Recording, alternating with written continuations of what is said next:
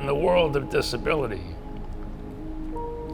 the ability to make something is a very powerful thing.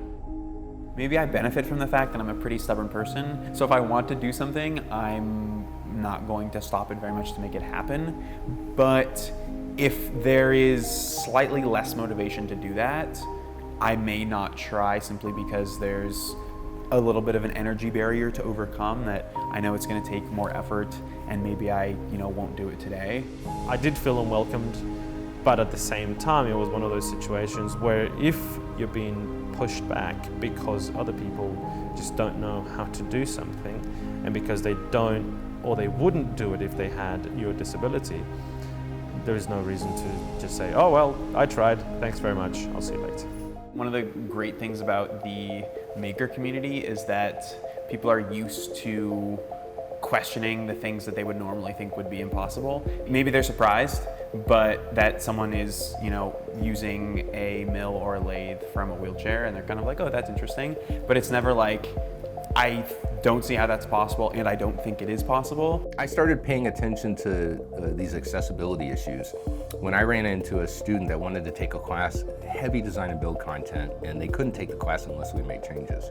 It wasn't something that I'd ever thought about. Like, it wasn't something that was on my radar that had ever come up in my work before. But it's really obvious and easy to see why it's important. Like, even if you don't have, and I didn't at the time, I didn't have an individual student that I had to make accommodations for, but if you think about it, there are people out there who need accommodations and they have as much of a right to make things as anybody else does. I think what people need to consider is maybe the frequency is due to the fact that people know a facility is not going to be accessible, so they shy away from those sorts of activities, right? So just because you don't see people right now does not mean that they actually couldn't be involved in these sorts of activities. Yes, we are out there, and even with handicaps, we're still wanting to make the same sorts of things that everybody else is doing, and we just kind of need a little bit of extra space or extra adaptation to make it possible. People will help when you ask them. Sometimes you don't feel like you can ask them. You don't want to be a bother. But you got to get over some of that.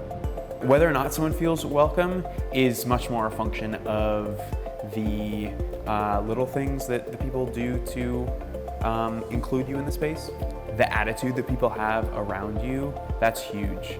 So you can really, it's very easy to tell if someone is open to having you in the space and figure things out at your own pace and stumble through some things. In many ways, the culture of making, of engineering something fits right in with the way that someone who has some physical challenge or whatever the challenge is, when you're always kind of problem solving your way through your life, you're constantly iterating and thinking of new ways to do things. It's a good fit in that way. I mean, the culture is there.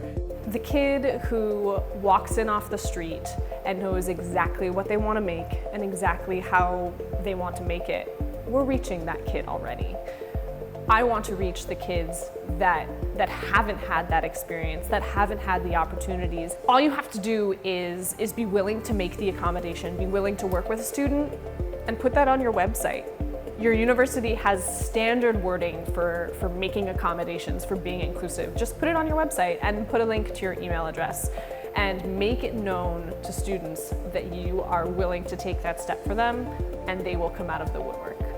I think that by making spaces inclusive and calling out to the community, whether it's for events or special events, even if it's 2-3 hours events, build empathy within the staff that are running the space. So when you put in your website that, if you need special accommodations, your staff has already experienced that, has some level of awareness and empathy, and can continue growing that forward as they engage the community.